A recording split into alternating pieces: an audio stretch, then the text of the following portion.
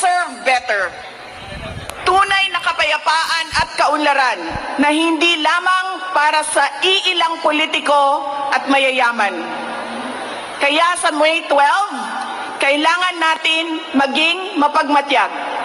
May mga ulat at bulong-bulungan na may mga kumikilos na sa iba't ibang parte ng ating bansa.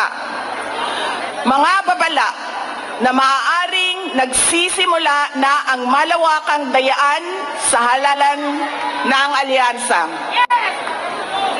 Ang binuong alyansa ay isang mapanganib na pagsasanib puwersa ng isang administrasyong walang kakayahan, mga elitistang liberal at mga tinaguriang makabayan na ang tunay na hangarin ay manatiling mahirap ang taong bayan. Isang alyansa na handang ibalik tayo sa kadiliman ng narco-politics, sa bangungot ng Typhoon Yolanda, kung saan ang mga Pilipino ay iniwan sa ulan, sa gutom at sa kawalang malasakit. Ito ang alyansang muli nais nating alipinin gamit ang kahirapan, kasinungalingan at kapangyarihan. Sa May 12, bumoto tayo ng may buong dangal. Bumoto tayo ng may tapang. Let us show the world that no amount of vote buying or cheating can suppress the fury burning in our hearts. Time and again, you have heard me say, God save the Philippines. Ngayong Lunes, bumoto tayo ng diretso and let us all save the Philippines. Ako si Inday Sara Duterte, isang botante. Syukran.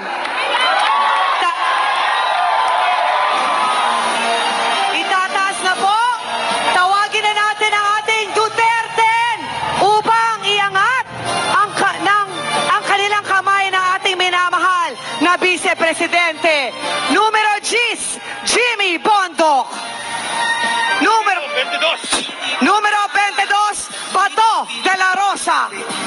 Número 28, Senator Bongo. Número 30, J.B. Hilo. Número 34, Raúl Lambino. Número 38, Rodante Marcoleta.